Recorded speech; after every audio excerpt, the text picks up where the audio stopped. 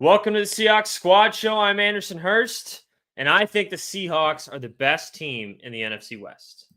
The best team in the NFC West. Goodness, Anders. What's up, everybody? I'm Robert Turbin, and Anders might have a point, but I won Best Dressed at the most recent Halloween costume party, so I'm feeling pretty good.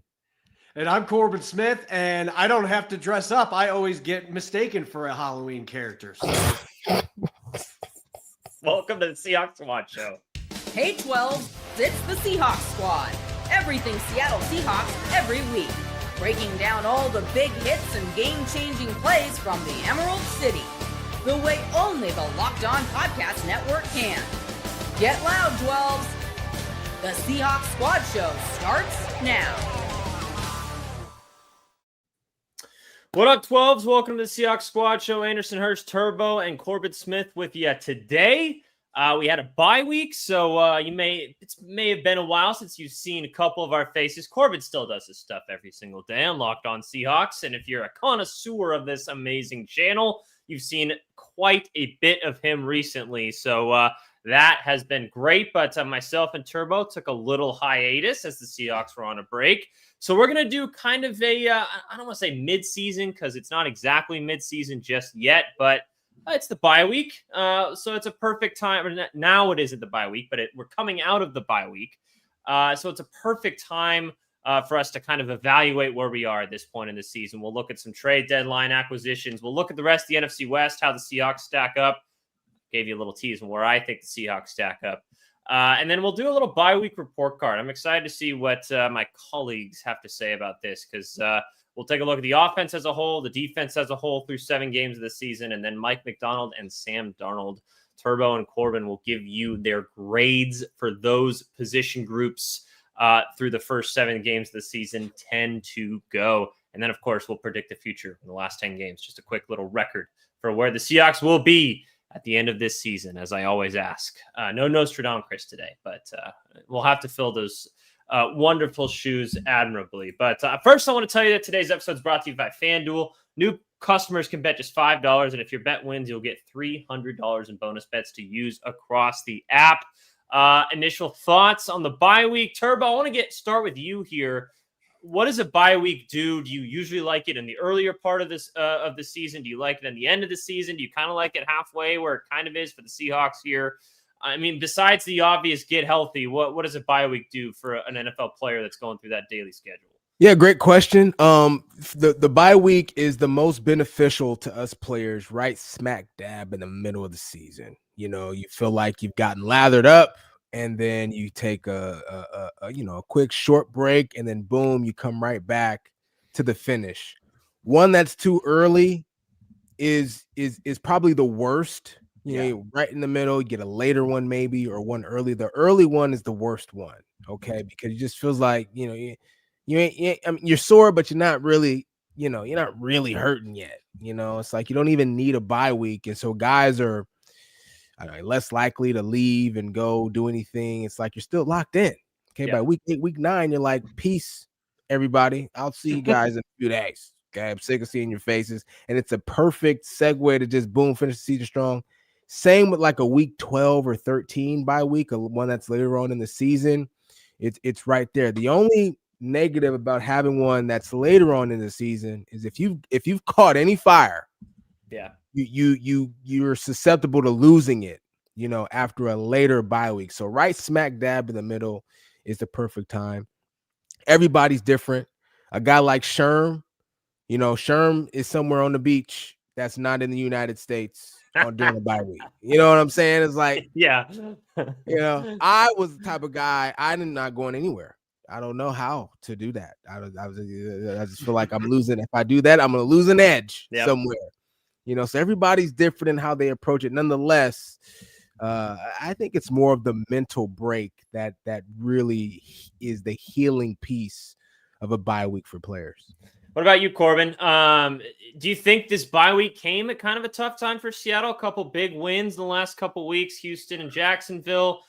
Is there a risk of losing any momentum, or are you just happy to kind of get guys healthy and get back at it? I think with the injuries that the Seahawks had, that they are more than happy that they had their bye week here. And now you can hopefully have Devin Witherspoon, Julian Love, Derek Hall back out there for this big game coming up against the Commanders on the road, Sunday Night Football. So I think this is probably about where Seattle, this is probably the start of where you would like to have your bye week. I think if you're in like that 5 or 6 range, that's a little bit early still, but week 7 to week 10, 11 range, I would think that that's kind of the sweet spot. They're at the earliest portion of that, but this is a team that was kind of banged up on the defensive side of the football. So I don't think you're going to see Mike McDonald complaining about momentum being lost when they're getting a lot of key guys back now for the stretch run. Yeah. Well, while the Seahawks were on their bye week, there were some other games going on, and it's starting to turn into a juicy kind of race in the NFC West. The Niners lose to the same Houston Texans team that the Seahawks just, I don't want to say dominated, but it thoroughly beat, I will say.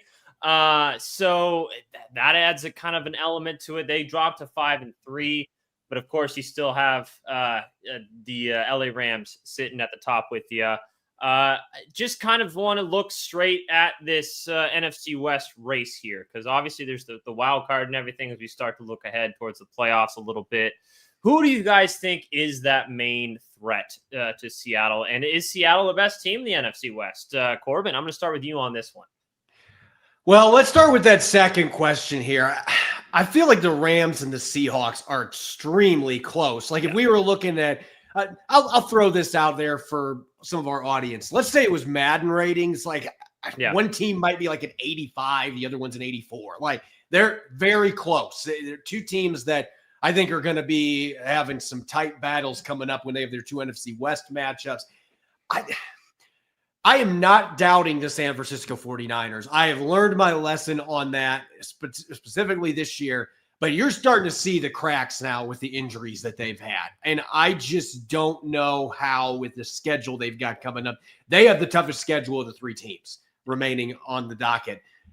I don't know how San Francisco, maybe they weather the storm and they're right in this, but I just have a feeling that this is going to be between the Seahawks and the Rams.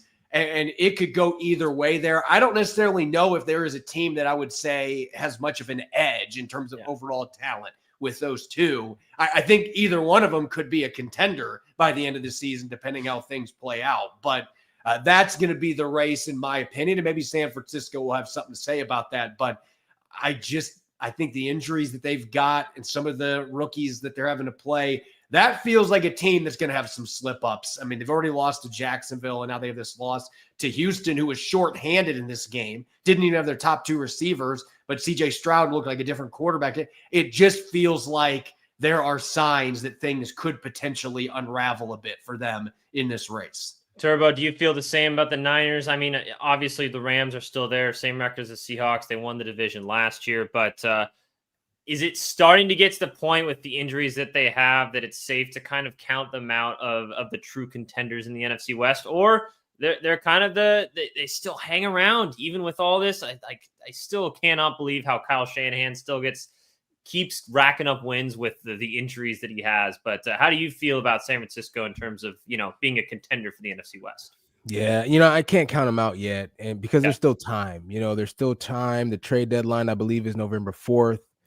And, I think there's still some quality, free agents out there in terms of, opportunities to be able to sign some veteran guys and perhaps they can make an impact, on your football team. And so it'll be interesting to see what moves the 49ers make to at least try to salvage some of the personnel that they've lost this season to continue on what's been, a good first half of the season for them, despite the injuries. And so I know we don't like the Niners, but you got to give them credit there. So I wouldn't count them out. But I do agree with Corbin that it does feel like it's going to come down to the Rams and the Seahawks in terms of the NFC West. I do think the Rams have the edge right now, just in terms of the playoff run that they went on last year. You think about, obviously, Matt Stafford being a Super Bowl winning quarterback. You think about the personnel that they have, on their team, really on both sides of the football, but mostly, on the offensive side. And it'll be a battle, between the two. And I can't wait till that matchup comes up in the schedule. Yeah, a couple weeks away. That's going to be a big one. But the Seahawks do have a test on Sunday Night Football. I know most of this show is going to be kind of longer term, bigger picture stuff, but I want to get your guys' quick thoughts looking ahead to the Commanders on Sunday Night Football. It feels like Jaden Daniels will play. We don't know for sure just yet. But I think nevertheless, even though the Commanders maybe aren't that team that a lot of people thought they would be coming into this season, I think it's still a big test to kind of see where the Seahawks are at this point. You're going on the road, East Coast, primetime game. Everyone's going to be watching you all at once, standalone game, all that fun stuff. This is going to be a good kind of litmus test for where Seattle is. Corbin, what's your thoughts on the matchup on Sunday night? It's kind of like San Francisco. I'm not overlooking the Commanders here, but I said this today on a regular Locked On Seahawks show, and I'm going to reiterate it.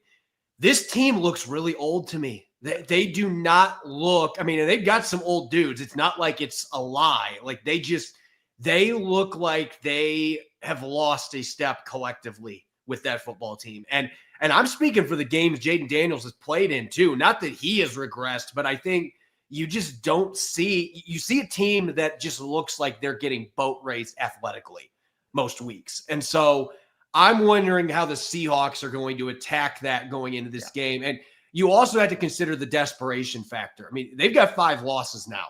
The Commanders are going to be in desperation mode here. If they fall to 3-6, they lose another one at home. They're not eliminated, obviously, but that is a division. The Eagles are already running away with it.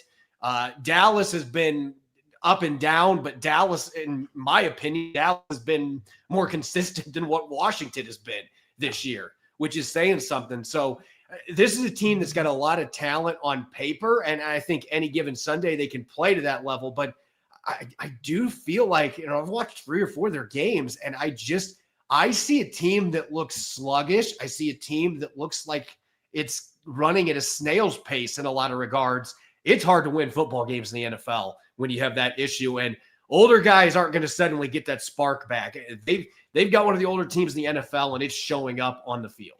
Yeah, it kind of feels like with their roster construction and the way you describe it, Corbin, this is a classic example of you always want to be getting the next thing in the NFL. You don't want to kind of pay for what they've done in the past. And I love Bobby Wagner, but I think he falls into that bill. I think the Deebo Samuel trade falls into that bill. There's just a lot of those guys where it's like you look at the names on their team and it's like, whoa, he's got this just talent galore. But it's the NFL, everything changes so quickly. And new guys progress, older guys regress. And we're kind of getting to that point with the Commanders. Turbo, what are your thoughts going into a big matchup on Sunday Night Football with Washington? Yeah, I think the Seahawks have the advantage right here. I thought the Washington Commanders had some choice decisions this offseason heading into the season. You think about a guy like Daron Payne, who they let, go to another team who was an impact player amongst their defensive line. Really hard to replace that kind of production. I really did not understand allowing Brian Robinson Jr. to go to the 49ers. That one to me was just, I know the guy's got 1 year left on his deal. Perhaps you don't feel like you're going to give him an extension at the end of this season, but he was the physical presence in the backfield that no longer exists for you anymore. And so you're putting that pressure on Jaden Daniels, and that's why he's hurt now. Okay. He's not, he doesn't squat 550 pounds, like the quarterback in Philly. I'm blanking on his name right now. Jalen Hurts. Thank you. Okay. The guy is smaller. Okay. And so I just thought from a personnel standpoint, the Commanders made some choice decisions there, but I think the Seahawks coming in fresh, getting some guys back. They have the advantage in this game, man. Yeah. Washington, it's just been tough for them to be able to be productive on both sides of the football this year. Yeah, and I love that point you made about Brian Robinson Jr. I think that's kind of one of the under the radar moves in the offseason where it's like, wow, what is this team that feels like they're on the cusp of something, getting rid of a guy that was an impact player for them? And of course, Turbo, the running back, RB1 here on Locked On Seahawks. He's the first to point it out. I love it. Well, Turbo, you also mentioned something about the trade deadline. And let's scope it back towards Seattle here, because I want to know what you guys think in terms of maybe some possible trade targets. Even if you don't have a specific name in mind, maybe a position you're looking to upgrade depending on what's available in the market, because I think the Seahawks are firmly in a place where they can look to kind of go, I don't want to say go all in this year, but definitely look to improve the 2025 Seattle Seahawks in hopes of kind of moving them up in the hierarchy of the NFC and the whole NFL. We'll talk about what Corbin and Turbo think about that as the trade deadline does approach. Next on the Seahawks Squad Show, we got Turbo and Corbin with myself, Anderson Hurst. We'll be right back. Don't go anywhere. I'm Cody Rourke from Locked On Broncos, and this episode is brought to you by Peloton. Peloton is shaping the future of fitness with the brand new Peloton Cross-Training Tread Plus, powered by Peloton IQ. This is Peloton's most advanced equipment yet, giving you real-time guidance and endless ways to move, whether you're running, lifting, or you're cross-training with your favorite instructors like Alex Toussaint. It's training reimagined to make your workout more personal. Peloton is built for breakthroughs with features that help you plan, stay motivated, and hit peak performance. You can let yourself run, lift, flex, and go, while Peloton handles all the rest. Plus, Peloton IQ provides real-time strength coaching, tracking your progress and suggesting weights that challenge you so you can get stronger. Plus, the new movement tracking camera, it counts your reps and corrects your form in real time, making sure every rep is safer and smarter. So let yourself run, lift, flex, push, and go. Explore the new Peloton Cross-Training Tread Plus at onepeloton.com. Welcome back to the Seahawks Squad Show. Anderson Hurst, Robert Turbin, and Corbin Smith with you today. We're looking ahead a little bit to Sunday Night Football against the Commanders, but let's look ahead just a little bit farther and talk about the trade deadline, because I think this Seahawks team, while the first 7 games of the season have been I don't want to say pleasant surprise, but it's been, I would say, if you were to ask, week 0 Anders, if you would be happy with 5-2 going into the bye week, I would say, yeah, I'd take that 100%. And I think most Seahawks fans would. So let's look to see how we can improve this team.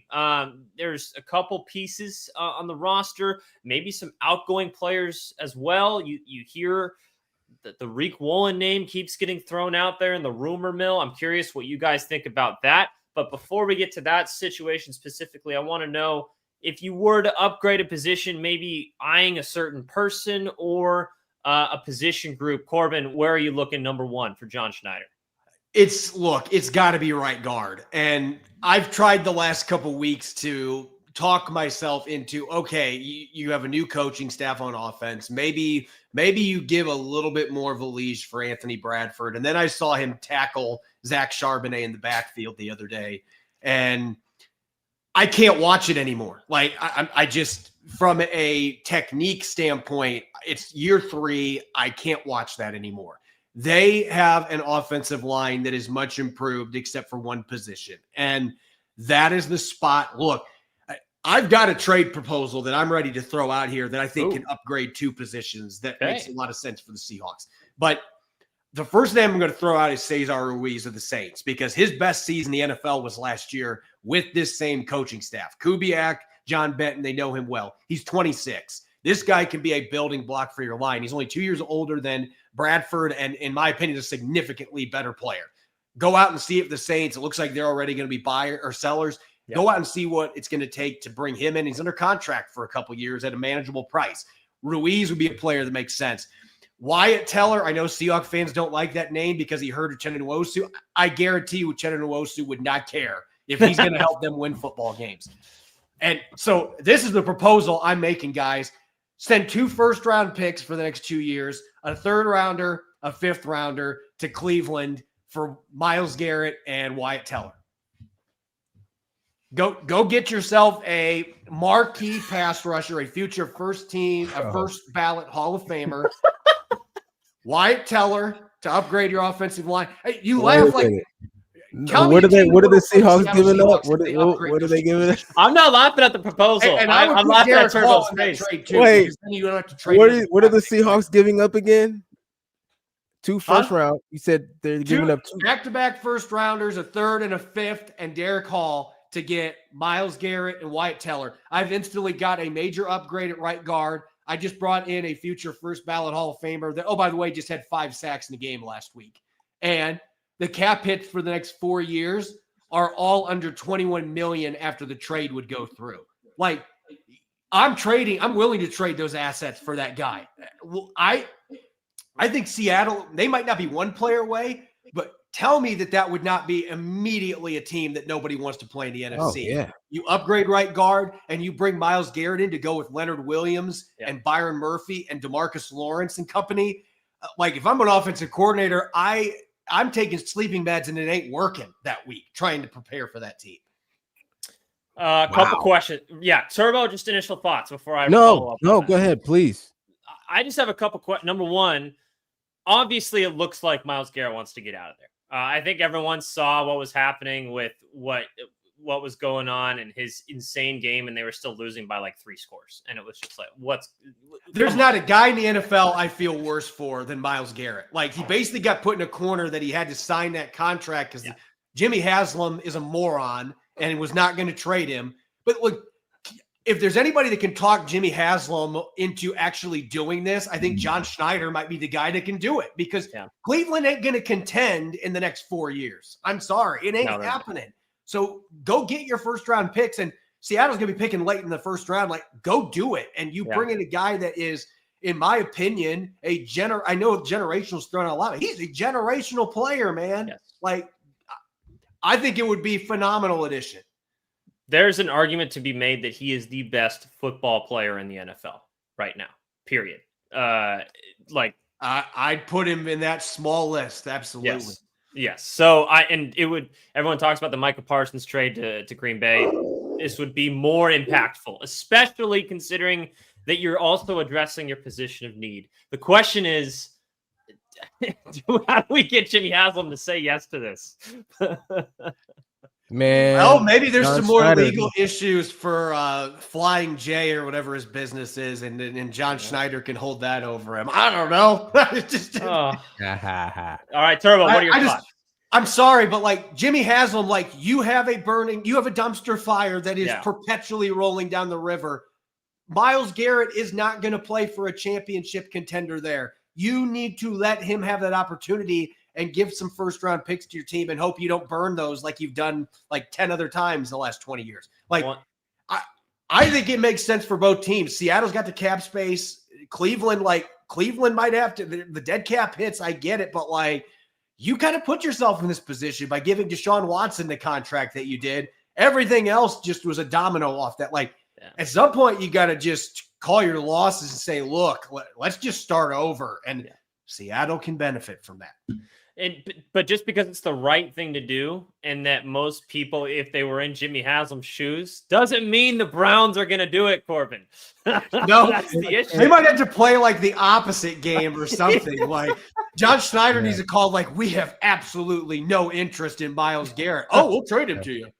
Like, all right, Turbo, what do you think? I mean, that would obviously be a dream come true. And even the I think the trade scenario that you outlined, I mean, man, you might have to throw 2 more first round picks in there, man, for a guy like Myles Garrett, man. Honestly, 5 years of club control.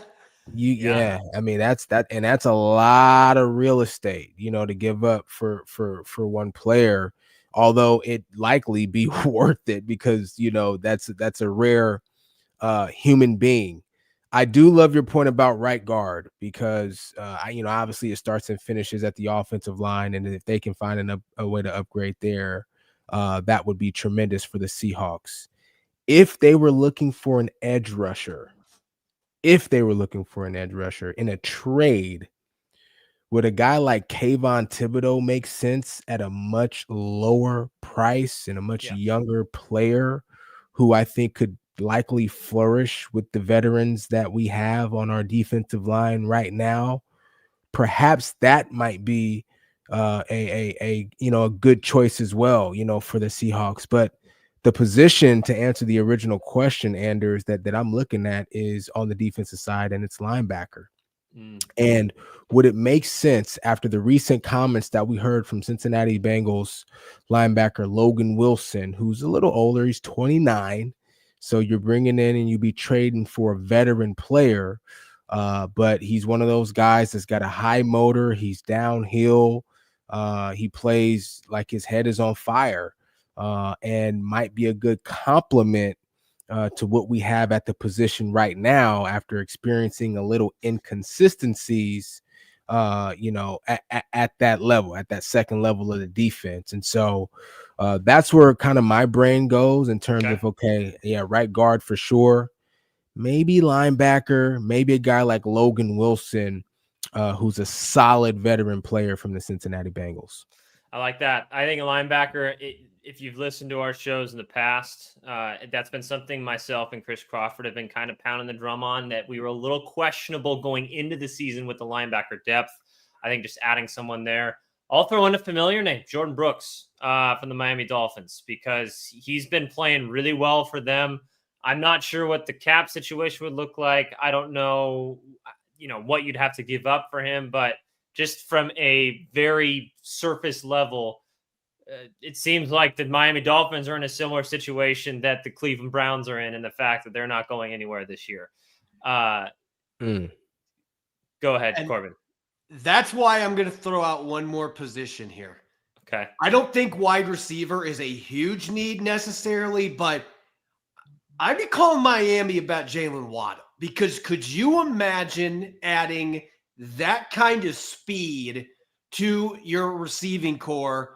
And teams are having to teams are bracket covering Jack Smith and Jigba, and it ain't working too damn well, but they're trying. But they're not even going to be able to try if you have Jalen Waddle that can run downfield and Sam Darnold with that deep ball proficiency. That is a guy I'd be willing to give up a high draft pick for, because I think you're talking about a guy that's got multiple 1,000-yard seasons. He's led the league in yards per reception before. Another guy that can really strike fear in an opposing defense with his ability to stretch the field. That would be another player that at a position that maybe is like third or fourth on my list for needs. Yeah. But I could see that making sense to call Miami, who's got a good chance to do a fire sale there. Yeah, I like that a lot. I like that. The thing that is positive is everything that you said. The negative about getting a guy like Jalen Waddle. Well, the other positive is I think it opens things up for Cooper Kupp, in the slot. I think that might, give him an opportunity to be a little bit more productive, but it does hinder the development of Torrey Horton a little bit. If you bring in a guy like Jalen Waddle, but that would be a dope choice. I wanted to ask you guys about this because it was reported that that the Seahawks had some interest in Devon Achane, and so would a running back even? When I saw it, I'm like, I don't like Achane. I don't even know if a running back would even make sense to want to trade for. Okay, so Anders, I hope you've got about 7 or 8 minutes for this. Okay, here we go. I think Turbo and I are going to have an interesting. So Turbo, you and I have talked a lot about K9, and yep. I'm just going to be on. I think he's an incredibly talented dude, but his running style drives me absolute. I'm glad I don't have hair to pull out, because it drives me nuts. I don't know if it's a trust thing or he's just playing too fast, but bro, you got to trust your vision. It really, it bothers me. There were a couple of split zones in that game they played against Houston that you had the 3-tech with outside leverage. Clearly he had made his intention. He's a dynamic athlete. You should be able to cut on a dime back inside. Yeah. But he just keeps bouncing it. And you got to trust that. I don't know if it's a feel thing or if it's vision or a little bit of both, but Achane has had a lot of success playing in Mike McDaniel's offense, which stems from the Shanahan system. So that may be something where Seattle says, look, we just don't trust K9 to make the reads that he needs to make in this system. Charbonnet is more of a between the tackles guy, but we think Achane can run this outside zone like a boss. So maybe you try to make a trade with them where you get an offensive and defensive player for some picks. Maybe you do a Brooks and Achane trade and you include Reek Woolen in there. I mean, there are a lot of possibilities. I'm at this point, I kind of scoffed at it a couple weeks ago, but now I feel like I kind of get why that rumor's out there. Yeah, and as you described that, because initially when Turbo mentioned that to me, I was like, well, it doesn't seem like a need to me. It seems like a very surface level. Oh, our running game's struggling, so let's trade for a running back. But now the more that you describe it, like I think Achane's a fantastic player, by the way. The only thing that's been kind of hindering him a little bit has been these injuries in his first couple of years. But the other thing that you mentioned, the outside zone proficiency and kind of having a knowledge of that scheme. The other thing that I've been just screaming for from the mountaintops is involvement in running backs in the passing game. And that is something that he is elite at. He might be one of the best in the NFL. And that could take your offense to a completely another level. So I'm starting to warm myself to it a little bit. Honestly, it may not seem like you have two guys that you like, that the coaching staff likes, but I don't know, man. If you're able to maybe, like Corbin said, get Jordan Brooks and Devon Achane, and maybe send one of your running backs back the other way. I don't know, to help soften the blow a little bit. That makes a lot of sense to me. K9 going back to Miami, like I don't necessarily think that is improbable. Like I could see something like that. Yeah. Well, I also think that K9 needs a change of scenery. Sometimes a change of scenery is actually really, really good for a player. That's number one. Number two, to your point, Anders, about Achane's ability to be impactful outside of the backfield. I was watching an interview with Drew Brees. I think it was actually earlier today. I was on my way to the gym. And so the question was, who's the most dominant player that you played with? Or the player that struck the most fear in the defense, and most people might think it was Jimmy Graham or whatever. Yeah. But he said Darren Sproles. I knew you were going to say that. If he could pick one player to play with over his career, it was Darren Sproles. And he specifically highlighted the fact that if you have a running back that can win in the passing game, it just absolutely unlocks everything. There's nothing like that. It strikes so much fear in a defense and a defensive coordinator, and it allows you to do so many things offensively. You just become so dynamic. And so, to your point, Anders, that would provide some oomph, for lack of a better way to describe it, for the offense in Seattle. Yeah, it's just a matchup nightmare, right? Because you throw a linebacker on him, he's running past him.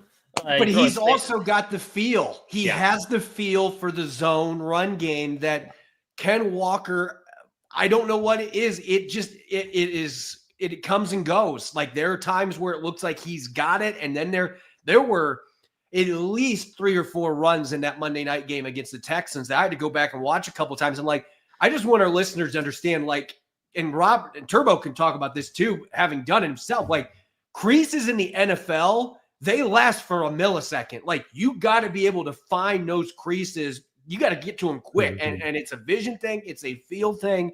And I don't feel like he's not feeling it. It's very evident to me. And there are plays where the athleticism takes over and he's able to get away with it. But like, I feel like there's a lot of yards that he's leaving on the field right now. Mm-hmm. And that's got to be really frustrating to Clint Kubiak. Yeah. To your point, Corbs, it's funny. Someone just asked me last week, hey, is the speed of the NFL really that much different in college? And I said, not really, but the thing that does stand out, well, and the speed is different, but the thing that stands out the most is when there's a crease in college, it stays there when you get the ball and you make your cut and boom. In the NFL, man, if you don't hit it right now, it is over, bro. If you second guess yourself for a millisecond, it is over because guys are too good. And they do these things that I never heard of in college called two gapping and all these kind of things, where a guy is literally playing two gaps. Like, how's one guy playing two gaps? Well, it's the NFL. Welcome. you know. And so, Different kind of human beings, Turbo. So that's a great point, Corbs, right there. And the thing about K9, he needs a fresh start to me, because he can forget about, because right now he's second guessing. Mm-hmm. And so go to a new team and you could just start to play free again. The discipline isn't there. I watched the tape. The reason why he's bouncing is because his track is too tight on the outside zone. So he can't see it downhill. So he's forcing himself to have to bounce those things outside when the crease is there. We don't have time to get into too much detail, but those are the initial things that I'm seeing from him. Yeah. And I think a fresh start would be good for him. My last comment here on that, the track thing, and also just the fact that when you're too tight like that, it hinders that vision aspect where you're not given, like, this is the thing I want to make sure that fans understand. Like when you're running the football, like I think a lot of times fans just like, you get out of your stance and you just rock it, get to 100% speed right away. Like on the outside zone game in particular, like there, I don't want to say it's a hesitation, but there is kind of this, and my coaches called it, feathering the brake, then accelerate. Like that is what the elite backs on zone do. They feather the brake, and then when they know where their read is going, where the DT, the 3-tech, for example, if they know that he's now got his outside shoulder free, he's made his intention, he's committed, bam, bang it back inside, and you do it right now. And you turn on the accelerator. That's what is missing right now. You're not seeing that connect there. And the track is part of it. And it just feels like now we've seen this long enough, though, where it is I don't know if you said second guessing. It just seems like his eyes and his feel are betraying each other with what we're seeing out there. It's just not syncing. Yeah. Fascinating conversation. This is why I like having our two running backs on with me today. It's awesome to kind of get the full breakdown on what's really going on, specifically with K9, but in the run game in general. So just a quick note, Rob Utes seems like he is coming back. So hopefully that helps change things. Turbo's excited about that. His eyes are back. Really, I think that'll be, baby. Yep.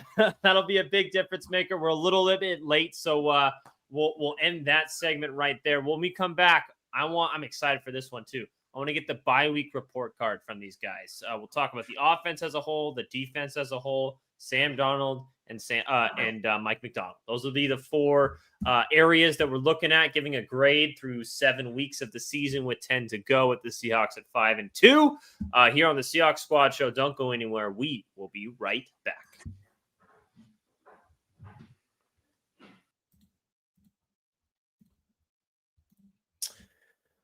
Let's be real. Making excuses doesn't solve anything. We've all heard them before. It's just stress. I'm tired, or it happens to everyone sometimes. But when it comes to performance, sometimes your body just needs a little extra support. And that's where Rugiet comes in. Rugiet.com offers fast-acting, doctor-prescribed treatments for ED designed to help you stop making excuses and start making moves. It makes it easy to get started. You can just connect with a board-certified doctor 100% online. No awkward waiting rooms, no in-person appointments. If you're prescribed, your treatment ships discreetly straight to your door. Don't worry. The process is fast, simple, and private, and it's all handled by real doctors.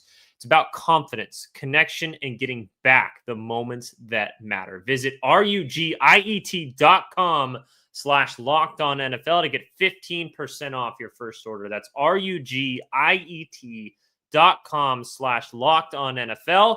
And don't forget to use our code LockedOnNFL so that they know that we sent you. Rugiet, stop making excuses and start making moves. Welcome back to the Seahawks Squad Show. Anderson Hurst, Corbin Smith, and Robert Turbin with you today. Let's do a quick rundown of our bye week report card. All right, we're 7 games into the season. Seahawks have their bye week, 10 games remaining. Not yet halfway point of the season, but I think it's a good time to stop and kind of look back so far where we're at. Let's start with the offense as a whole. We had a big breakdown on the running game in general, but let's put it all together now. Corbin Smith, what grade do you give the offense through 7 games in the 2025 season? I'm going to go with a straight up B. I think the passing game, I would probably go an A minus. They've only given up 9 sacks in 7 games, which is the fewest they've ever given up in the first 7 games of a season in their 50 years of the franchise. So that's pretty darn impressive. Sam Darnold has played really good football. They've had their moments with the run game, but we just kind of broke it down where my frustrations lie with the run game.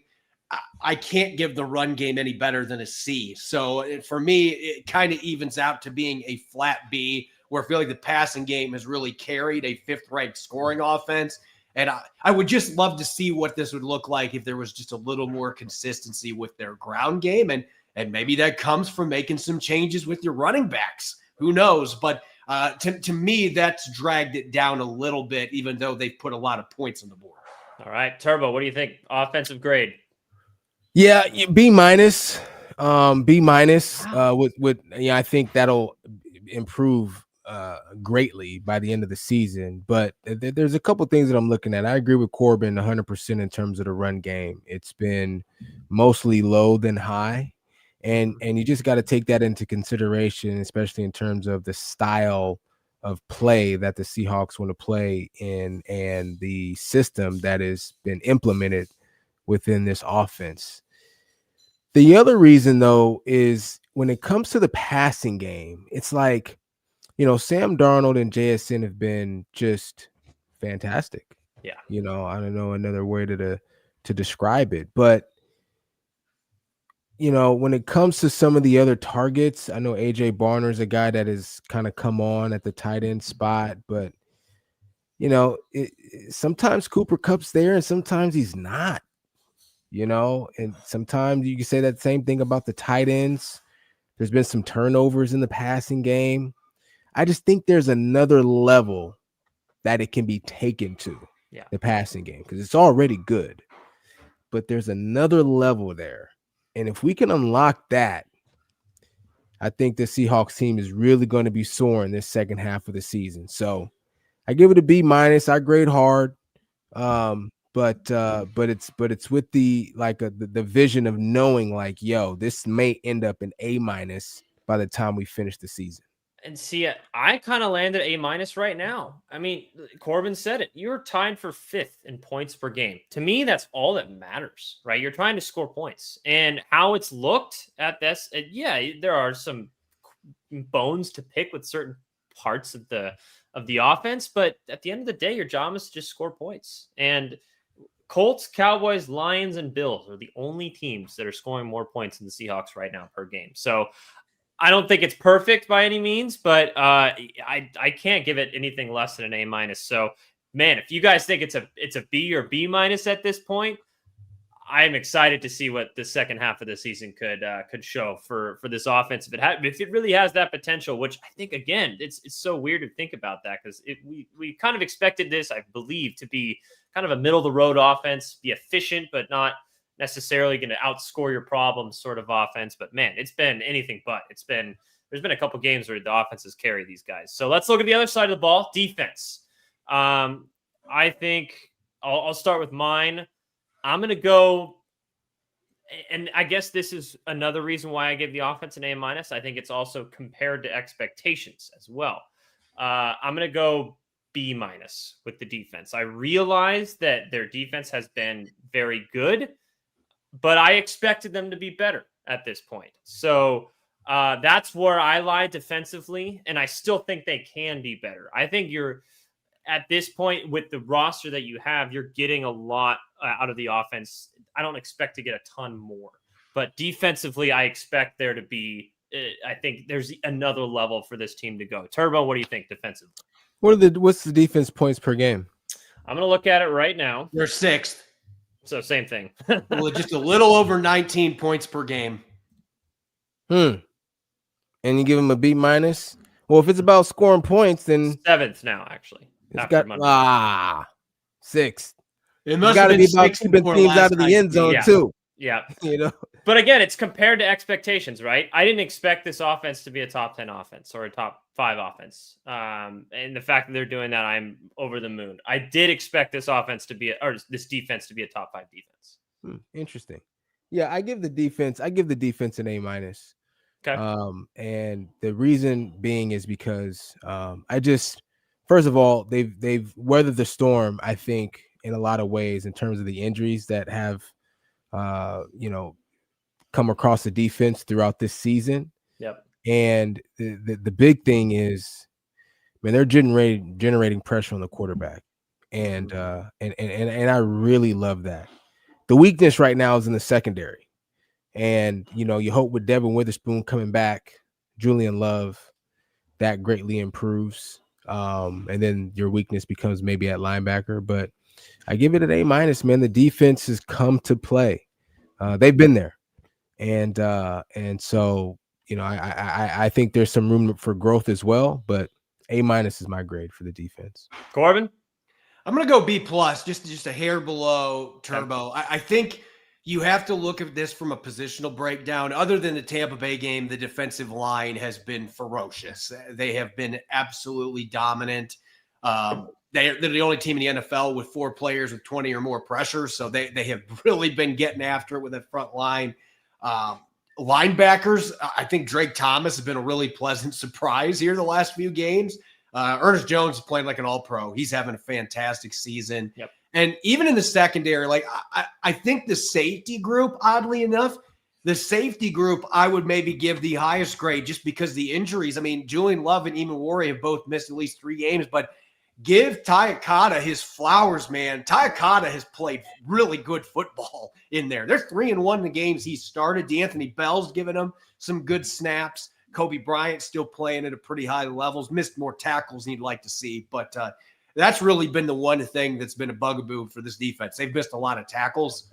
They're second in the league right now for missed tackles, but I think that's something you'll see get better. Really, the cornerback group has been the only one that I've been disappointed by, and it's been missed opportunities by Reek Woolen, a lot of those missed tackles, having Witherspoon out most of the year. Kendrick's given them some really good play when he's had his opportunities, but I'd go with B+. They haven't been quite to an A, the injuries and some of the inconsistencies with the tackling, but they're still in the top 7 in scoring defense, even with those injuries in that one game against the Buccaneers, which, look, Tampa's been doing that to pretty much everybody. So maybe that was a case where you just ran into a buzzsaw that particular day. But I think this defense has been really good for the most part. Yeah, and the experts have convinced me. I'll bump it up to a B for the defense. I still compare it to expectations. So again, yeah, it makes sense. I expected this but team. You didn't expect Tayakata was going to start 4 games in the first 7 either. No, you're right. You're right. You have to kind of adjust the grade there. The other thing is, it just seems like you had that one game with Tampa where it was a stinker defensively. You can't really point out a stinker for the offense. I guess you could say week 1 against the Niners, but it just seems like, I don't know. I kind of put those in the same category. So I guess I do amend that statement a little bit, but it just seems like you could rely on the offense every week. But again, I think a lot of that has to go with, who's playing for them as well. So, okay. Last couple here. We'll go really quick. Mike McDonald. Actually, no, we'll do McDonald last. Let's do Sam Darnold. What do you give the grade to the Seahawks quarterback? Corbin Smith, we'll start with you this time. I'm going to give Sam an A- because I think he's been a big part of the sack numbers being as low as they are, with his ability to not just get the football out decisively in this timing-based offense, but also his ability to evade pressure. Like, I've joked about this, but with it being Halloween season, the ghost comment in New York, like, now he's a ghost buster. Like, the dude has eyes in the back of his head for the most part. He's done a phenomenal job with that. There's been a few turnovers sprinkled in there, a few boneheaded decisions, but every QB is going to do that. I think Sam has been absolutely fantastic this season. So I'm going to go an A- there. Turbo, Sam Darnold. Yeah, no, he's been great, man. He really has. I like him. My first thought was B+. I just think there's still some meat on the bone for Sam Darnold in terms of just taking it to the next level.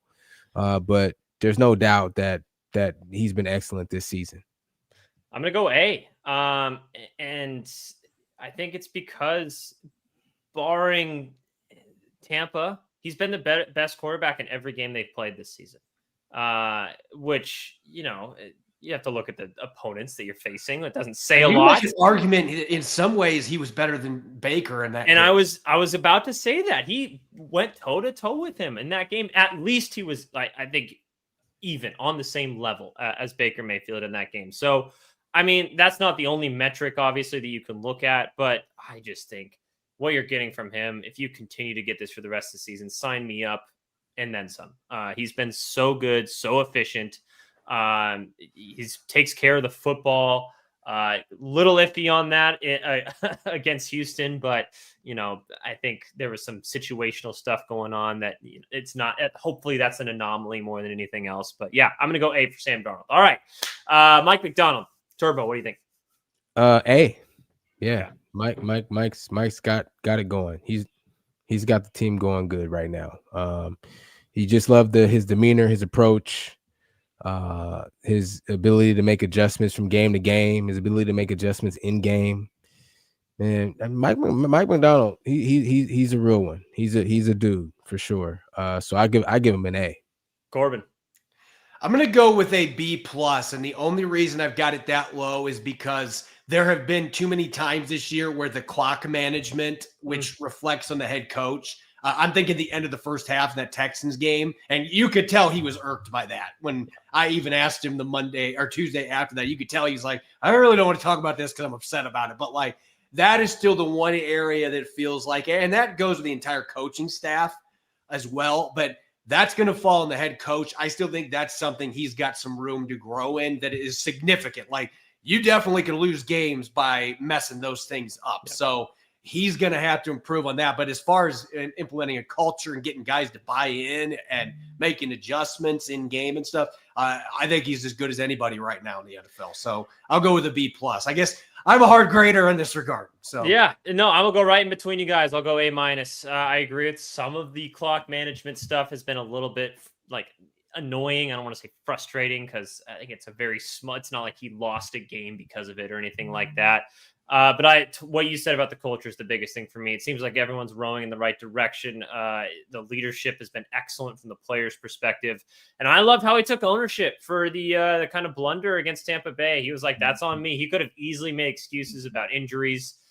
He's the defensive coach. He was like, no, that's on me. We're going to fix that. And the last two games, he's shown that, there was some fixes to be made in that way. So I really like what he's been doing. And hopefully that continues through the next 10 games. All right, we'll take one last quick break. We'll predict the future. I also have a live commenter. We love when you guys hang out with us live. So we'll kind of reward that a little bit. We'll take a quick look back at our trade segment, and there's a quick question about a possible target I want to get your guys' thoughts on. So we'll do that next on the Seahawks Squad Show.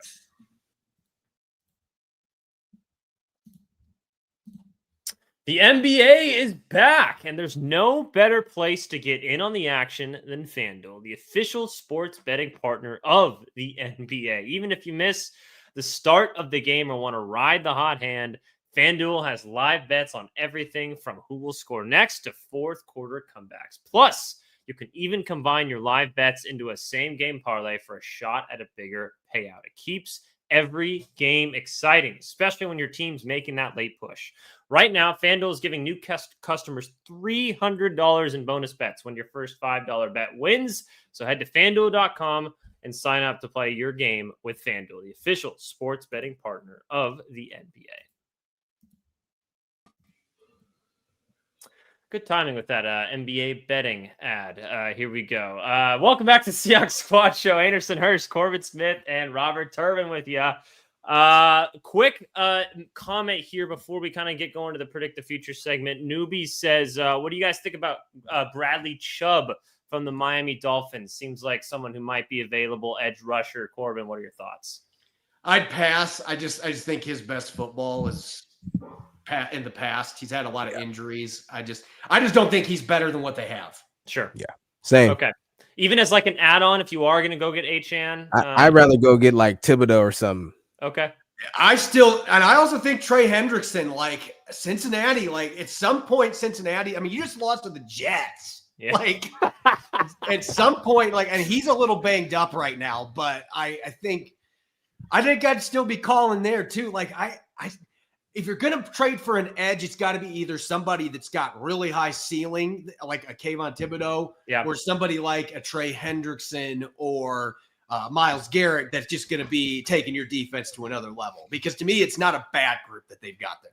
Yeah, and that's kind of leads into my next question before we get into the rest of the season here is, we talked about positions of need. We mentioned right guard, linebacker, possibly running back. Do you think edge really is a position of need, or is it just because there might be some elite players available that's where you're looking? Corbin. I think it's one of those things where there's subjectivity to it. Like, I think when you have two players in Boye Mafe and Derek Hall that don't have a single sack, and they've done some good things. Like, it hasn't been like they've been completely non-existent, but like, you saw what happened when DeMarcus Lawrence wasn't available for a game. Yes. Like, they missed that tenacity and that physicality. Like, especially with a guy like Myles Garrett. Like, Myles Garrett's going to come in and knock dudes around. Right? Hopefully not swing any more helmets, but he's going to be knocking dudes around. So it's got to be something like that. It's one of those things where it's got to clearly be somebody that's going to elevate you to the next level. Turbo, what do you think? Is edge a position of need where you're looking for? I wouldn't call it a position of need, but if you can acquire a guy that gives you, maybe a little bit of a future attached to him, then I think it's worth, I think it's worth the move to do something like that. That's why I bring up Kayvon Thibodeau. Yeah. I just think that like there's enough stability there right now that I think the Seahawks are good. And that's the one thing I like how you put that, Turbo. You need some future out of it too. It can't be just for this year. And that's Mafe where and Nwosu are both going to be free agents next year.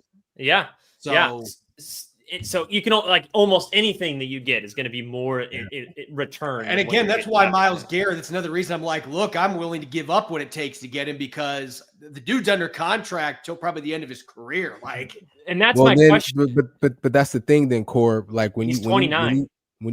He's 29. But when you throw in the trade scenario with those two guys being with 1 year left, they have to be in that. You have to trade Nwosu. You got to trade Mafe to get Myles Garrett with 2 first-round picks. I'm telling you, you're gonna have to give up those players. Cleveland would want more draft capital if you put those two in there because Hall has 2 years of club control. So, like, those are the little things that add up when you're looking at these trades too. So, and I know that it's dangerous to compare specific players and how they turn out, but I look at someone like Von Miller. And I kind of I'm not saying that there was a massive drop off where he fell completely off a cliff once he hit 30 or 31, right? But I wonder if that's a similar scenario for someone like Myles Garrett, who's, on that same level of elite pass rusher, very coveted by the entire league. And, he's signed for 5 years at a reasonable cap hit, especially for his talent. But is that something you worry about? Like with the Micah Parsons thing, he's 26. I love Turbo and I both. Nope. No. Okay. I'm not even saying I do either, but I'm just curious on your guys' thoughts. Well, so I want Turbo's thoughts on this real quick too. But because look, I like to do the bean counting. I look at the salary cap stuff. I got nerd in me, and I'm not afraid to admit it. But I'm looking at the numbers and even at the end of his contract, the last couple of years, if Seattle was like, okay, we think he's declining now, none of that money is guaranteed. Seattle can move off him at that point and you can wipe or you could do an extension if you want, that's going to lower cap hit. There's all kinds of things. I think Myles Garrett's going to be one of those dudes though, that is going to be 38, like Julius Peppers and still killing dudes. I just think he's just one of those kind of players. He's generational. No signs of slowing down. I'm just gonna keep saying it. To me, it makes too much damn sense for the Seahawks. I think you're talking about arguably a top 3 player in the entire NFL. I think definitely falls into that. So Myles Garrett makes more sense than Hendrickson for sure. 100%. Even with how much more you're going to be giving up. Yes, but Hendrickson is 2 years older, and Hendrickson does not. And I love Trey Hendrickson. I think he's a great player. But he ain't the run defender that Myles Garrett is. And And also, Hendrickson needs a new contract after this year. So, yeah, you're going to give up less, but you also have to deal with that crap. So, to me, the Garrett one makes too much sense. Yep. Too much. That's the issue. It makes too much sense for an organization that doesn't really operate in that realm in the Cleveland Browns. Cliff Averill move 2.0. Yeah. Yeah. But wasn't Cliff a free agent? No, we traded for him. Oh, okay. Okay. I thought he was, but I could be wrong. Was he a free agent, Corbs? Cliff and Bennett were both free agents. Oh, That's what I thought. My bad. But the game, like either way, I was what, like, those two signings. When we got Cliff, like, I was like, oh, it's over. but those two guys changed the free agent game. Like after that, like when's the last time you saw like emerging young pass rushers hitting free agent market? Like never. It doesn't happen. And the Seahawks got both of them at discounts because the rest of the league, I don't know what the rest of the league was doing. They were sitting on their hands, like it made no sense. But that completely changed the way teams operate, and it's been that way ever since. Yeah. Well, super quick. If you guys want last 10 games, where do the Seahawks go? Just no context needed. 7-3. Okay, Corbin. Turbo, you and I both have. I got the Seahawks winning 12 games. That's what I had them at right before the start of the season, and that's what I'm sticking with. I agree with you guys. That's exactly where I was going to go too. We all have different grades in every other part of the episode today, but we all fell at the same spot. I think they're going to make an impact trade. Yeah, I agree with you guys. The key games are going to be, to me, against the Vikings, the Colts, and one of the two against the Rams. Because those are the ones, to me, those are the prove it games. Yeah. Not necessarily the Rams, because I think we'll split. Yeah. But the Colts and Vikings. Hey, you guys know how I am, with this. You gotta let's go. Yeah. Prove it. Yeah. Because I thought the Seahawks were gonna win 9 games when the season started. Yeah. Okay. Now it's at 12. So, but you got to win those games. You got to win those games against teams with great defense and top teams that you're unfamiliar with. Let's go. Yeah. Go out there and show it. All of a sudden, that Colts game looks a lot more juicy than it did at the beginning of the season. And at least you get to play it at home. And I'm going to keep saying that. I know they've been bad at home, but like I kind of felt like, even though it was ugly, like I kind of felt like they got a little bit of their home mojo back Monday night. I kind of felt like the stadium felt more like the early 2010s. And it seemed like, and how many weird games like that where the Seahawks had turnovers and there were fluky plays and whatever, and they still found ways to win. Like that felt like an older school game when it was CenturyLink. So maybe that starts something, getting the winning back in Seattle. It's almost like there was another game going on at the same time that Seattle was like, you know what? Screw it. Let's scream our faces off for the Seahawks now that another team is. I'm going to tell you another reason why Seattle needs Achane. Okay. He's going to change their season. But it's because they need another playmaker. A guy that makes you just be like, damn, what the heck? What? Like how? Like JSN does that. Mm-hmm. You'd be like, damn, what a play. You've talked me into it, especially with our running back, I think, because now I'm like kind of like, you'd be like, damn, what a play. And there's nobody else on the offense. About when Miami really had the run game humming a couple years ago, and like watching how beautiful that wide zone looked with him running it. Yep.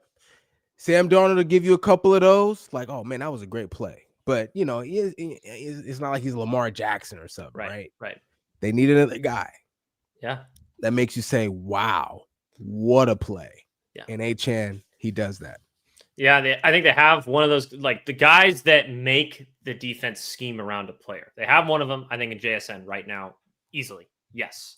They need another one. I think that would be Devon Achane because of that. So I love it. I think you talked me into it too, because I think originally I was out on it, but I was too. But the more I thought about it, I was like, it makes too much sense with the stuff that we talked about with like fit with scheme and what we've seen. Like this is not a one-game thing, unfortunately, with K9. Like this, like for every big play that there is, like there's times he tantalizes you, but like Seattle has the most negative rushes in the NFL, and you can point to the offensive line for some of that, but a lot of it is on him. Like, and I hate saying that, but that's what the film tells me. So passing game too, like Anders said. It just opens up everything. And I love what you said about Drew Brees and Darren Sproles, because I think I could totally see that now. Sam Darnold would feel the same way too. Yeah. All right, we jumped over the Jones last year, who does a lot of the same stuff. So it's a good point. I didn't even think about that too. So yeah, we jumped across the board a bunch today, but I think very productive episode. It's kind of what these squad shows are like. You know, it's a smorgasbord of Seahawks topics. We get a nice hour-long episode to break it all down. My experts talk me into not being such a Debbie Downer on the defense, so I like that. That's what we do, man. It's what they do. It's what they do. You guys see the Patriots are sellers right now. How? 49ers just got a D end from New England. You seen the corpse? I don't think they're selling. I think Mike Vrabel is saying, I don't want the trash that was drafted before I got here. Because New England has no and it makes me wonder if they're getting a few extra picks so they can go get somebody Mike Vrabel wants. Well, they gave up Keon White in the 7th round of the Niners for a 6th-round pick, which, you know, could be a good pick. You could flip that. I mean, the Seahawks traded a 6th for Quandre Diggs. And then they traded Kyle Duggar, who I think is a pretty good player. You know, probably hasn't done much this season, but the Steelers, he's going to the Steelers for a Kyle Duggar and a 7th round for a 6th-round pick from the Steelers. So they just got 2 6th-round picks from the Steelers and Niners for players that really don't play for their defense right now. So interesting, man. It's interesting. Yeah, a lot of movement going along in the NFL. I think this is kind of, you know, they call moving day in golf when the Saturday, and you kind of separate the contenders from the pretenders a little bit. It seems like that's what's happening in the NFL right now. And thankfully, Seahawks are firmly in that contender category thanks to a good 5-2 start the first 7 games of the season. All right, we'll talk to you guys right after the game on Sunday Night Football against the Commanders. Again, Turbo said it right when we were going through our kind of rest of season predictions here. Let's go. You got to get these games if you think you are a contending team. Like, I don't care that it's on the road. You got to win these games. Period. End of story. You're the better team. Get it done. Let's go. So we'll talk to you guys after that one. Corbin, of course, will have post-game stuff going along at that same time for Locked On Seahawks and Emerald City Spectrum. Turbo will be with me, Rob Rang, and Christopher Crawford with you right after the game here on Locked On Seahawks. Don't look anywhere else for your post-game content. You can grab it here on Locked On Seahawks. We really appreciate everyone who listened today and who always listens. We'll talk to you next time. I'll give you guys the last word. Turbo, any thoughts?